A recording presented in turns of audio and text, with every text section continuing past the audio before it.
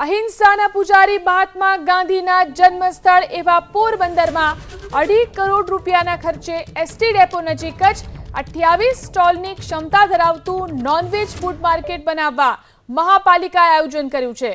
255 લાખના ખર્ચે આ નોનવેજ ફૂડ માર્કેટનું નિર્માણ કરાશે, જેના માટે મહાપાલિકાએ ટેન્ડરિંગની પ્રક્રિયા પણ શરૂ કરી દીધી છે। નોનવેજ વાનગીઓનો આનંદ આરામથી બેસીને લોકો માણી શકે તે માટે નોનવેજ ફૂડ માર્કેટમાં ખાસ ગઝેબો અને શેડ બનાવવામાં આવશે। પોરબંદર શહેરમાં ભંગાર બજારની બાજુમાં 3200 થી 3500 ચોરસ મીટરના પ્લોટમાં દમણની માર્કેટની તર્જ ઉપર જ ફેબ્રિકેટેડ સ્ટોલ ઊભા કરાશે।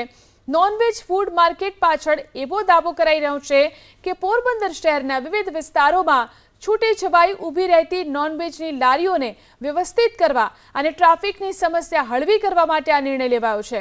આ નિર્ણયથી નોનવેજના લારી ધારકોને કાયમી અને સુરક્ષિત જગ્યા મળશે, તો ટ્રાફિકની સમસ્યાનો પણ અંત આવશે। એટલું જ નહીં, નોનવેજ ફૂડ માર્કેટમાં પાણી, શૌચાલય સહિતની સુવિધાઓ રહેશે। એટલું જ નહીં, રાત્રિના સમયે પૂરતી રોશની માટે ઇલેક્ટ્રિફિકેશનની સુવિધા પણ આપવામાં આવશે।